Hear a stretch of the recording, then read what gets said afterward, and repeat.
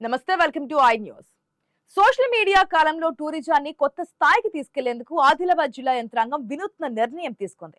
ప్రకృతి అందాలు, జలపాతాలు, ఆదివాసీ సంస్కృతి, చారిత్రక కట్టడాలను ప్రపంచానికి పరిచయం చేయాలనే లక్ష్యంతో ఇన్ఫ్లుయెన్సర్స్ రీల్స్ కాంపిటీషన్ నిర్వహిస్తోంది.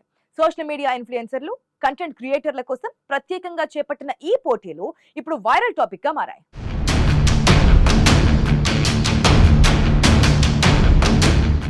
ఆదిలాబాద్ అంటే కేవలం అడవులు మాత్రమే కాదు, అద్భుతమైన జలపాతాలు, ప్రకృతి సోయగాలు, గిరిజన సంస్కృతి, చారిత్రక వారసత్వానికి నిలయం. ఇప్పుడు ఆ అందాలను ప్రపంచానికి చూపించేందుకు జిల్లా అధికారులు డిజిటల్ ప్రమోషన్స్ కు శ్రీకారం చుట్టారు. జిల్లా కలెక్టర్ రాజర్షిషా ఆధ్వర్యంలో ఇన్ఫ్లుయెన్సర్స్ రీల్స్ కాంపిటీషన్ ప్రకటించారు. 99 రోజుల ప్రజాపాలన ప్రగతి ప్రణాళికలో భాగంగా నిర్వహిస్తున్న ఈ పోటీలు ఇప్పుడు సోషల్ మీడియాలో హాట్ టాపిక్ గా మారాయి.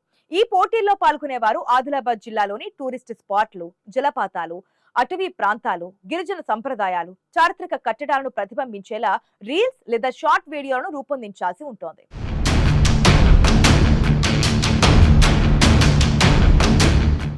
సోషల్ మీడియా ఇన్ఫ్లుయెన్సర్లు, కంటెంట్ క్రియేటర్లు, మీడియా ప్రతినిధులు, సోషల్ మీడియా హ్యాండిల్స్ ఈ పోటీల్లో పాల్గొనవచ్చని అధికారులు తెలిపారు.